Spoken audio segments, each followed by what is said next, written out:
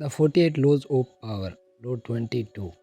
समर्पण की रणनीति अपनाओ, अपनी कमजोरी को पावर में बदलो। अगर सामने वाला आपसे ज़्यादा पावरफुल है तो क्या करना चाहिए? उसे सीधा टकराना नहीं, क्योंकि कभी कभी जिस लड़ाई को आप जीत नहीं सकते उससे लड़ना सबसे बड़ी गलती होती है। लेकिन अगर आप सही समय पर पीछे हट जाए तो वह कमजोरी बाद में आपकी सबसे बड़ी पावर बन सकती है। सोचिए, एक छोटा बिजनेस किसी बहुत बड़ी कंपनी से कंपटीशन कर रहा है। अगर वे उसी के रूल पर लड़ने लगे तो शायद हार जाएगा। लेकिन अगर वे कहें मैं तुम्हारे जैसा बनने की कोशिश ही नहीं करूँगा और अपनी जगह अलग बना लें, तो कहानी बदल सकती है। यहाँ law 22 use the surrender tactics, transform weakness into power. कहानी शुरू करते हैं इस चैप्टर 22 की। देर में राहुल नाम का एक छोटा एंटरप्रेन्योर था। उसने बड़ी मेहनत से अपना बिजनेस शुरू किया था, लेकिन उसके सामने एक बहुत बड़ी कंपनी थी। उस कंपनी के पास बड़ा बजट था, बड़ी टीम थी, बड़ा कस्टमर बेस था और मार्केटिंग पर खर्च करने के लिए राहुल से कहीं गुना ज़्यादा पैसा भी था। राहुल ने शुरुआत में सोचा, मैं भी उसी तरह एडवर्टाइजमेंट करूँगा।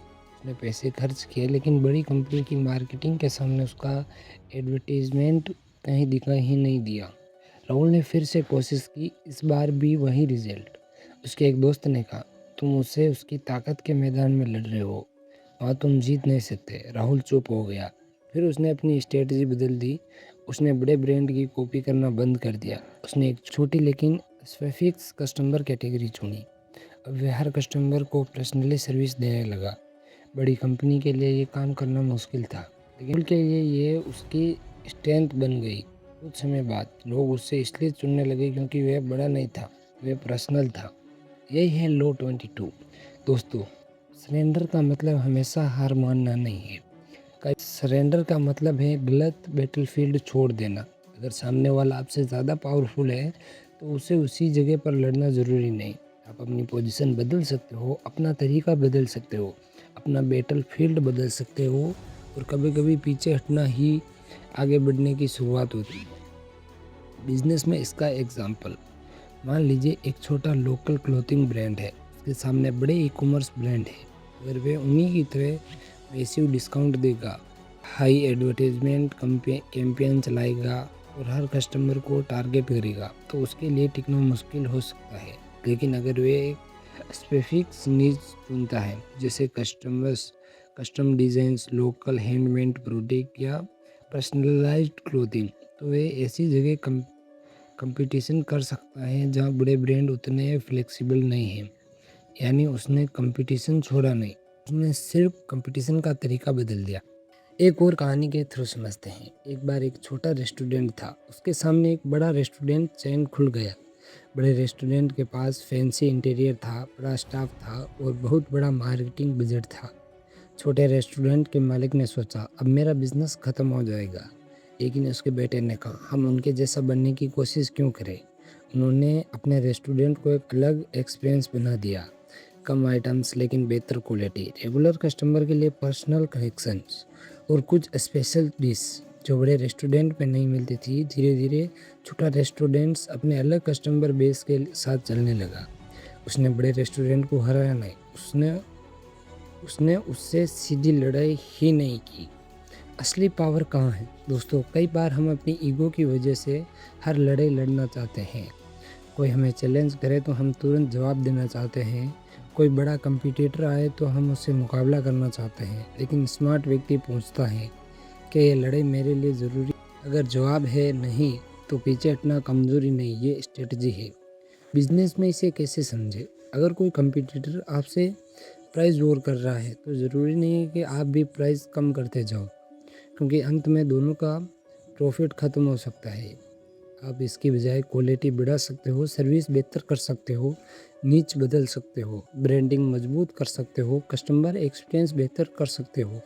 यानी उसके गेम में खेलने की बजाय अपना गेम बनाइए। लेकिन सरेंडर का मतलब हमेशा पीछे हटना नहीं है। ये सबसे ज़रूरी बात है। अगर कोई सिचुएशन ऐसी है जहाँ आपको अपने राइट्स या प्रिंसिपल के लिए खड़ा होना ज़रूरी है, तो वहाँ सिर्फ डर की वजह से पीछे हटना सही नहीं है।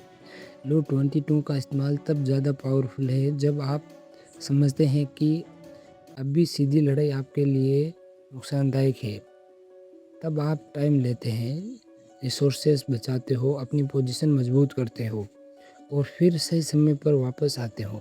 एक छोटी कहानी, एक छोटी लेकिन पावरफुल कहानी के थ्रू समझते हैं। एक छोटा बिजनेस बड़े कंपटीटर से हारता जा रहा था। उसने अपने मेंटोर से कहा, मैं क्या करूं, मेरे पास उसके जितना पैसा नहीं है। मेंटोर ने कहा, तो उनके पैसे से मत लड़ो।